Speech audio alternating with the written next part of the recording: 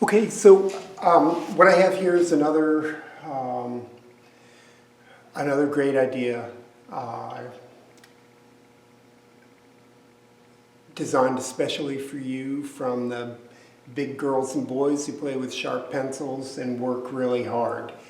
And there are a couple of things that I have here. One is called a power supply. And you may think of this as a big battery.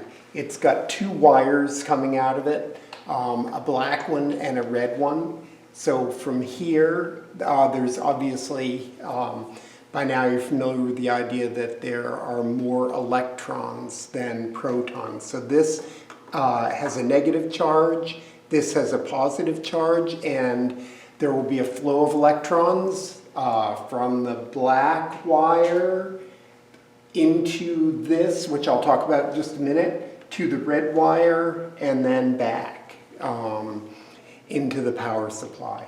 So that means that we're delivering a flow of electrons into this device, which is called a Hoffman apparatus. And a Hoffman apparatus is three interconnected tubes. Okay, so if you were a mermaid, you could swim, and you were tiny, you could swim, or maybe Priya could magically do it, or Zarya could magically do it, or somebody like that. I can imagine Griffin having the capacity to swim around in here, and you could go any place. So what we're going to do is we're going to introduce electrons to here, and there's a platinum electrode here, and so electrons will come into the water. Okay, you can see the water line there, maybe you can see it splashing around. So these tubes are full of water,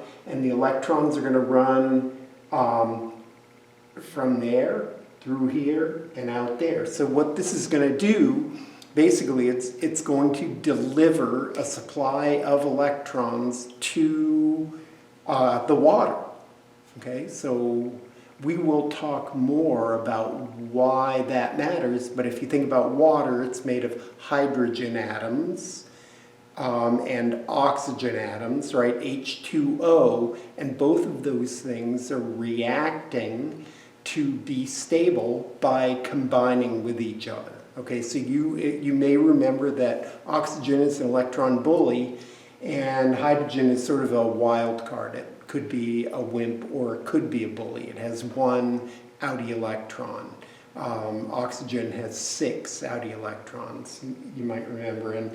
And so when I turn this on, okay, it's delivering a flow of electrons, and I don't know if you can see it from over there. I'm going to bring you closer, but there are bubbles forming.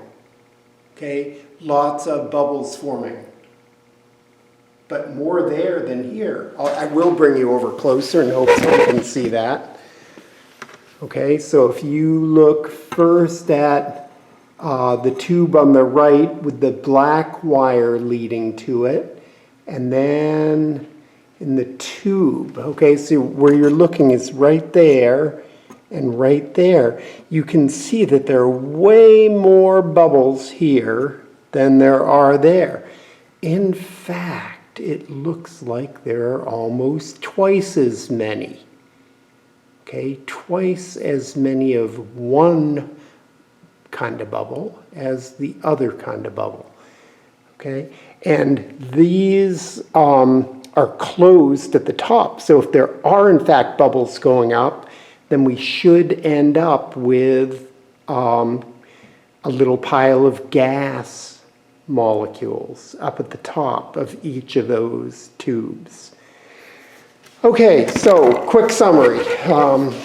Let's see, we talked about water being made of hydrogen and oxygen, H2O, 2-to-1 ratio.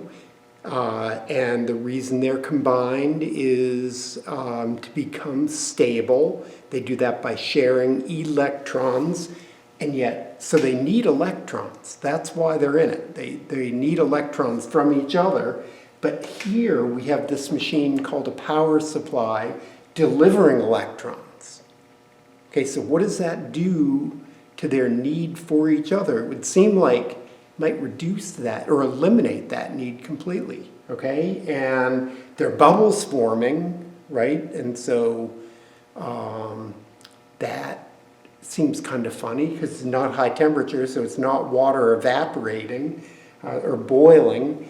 So what are these gases?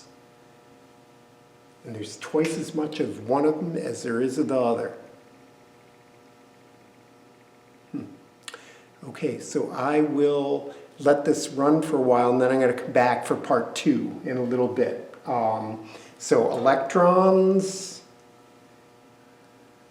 and water, and when we put a flow of electrons into the water, we end up with a couple of piles of gas. Okay, thanks.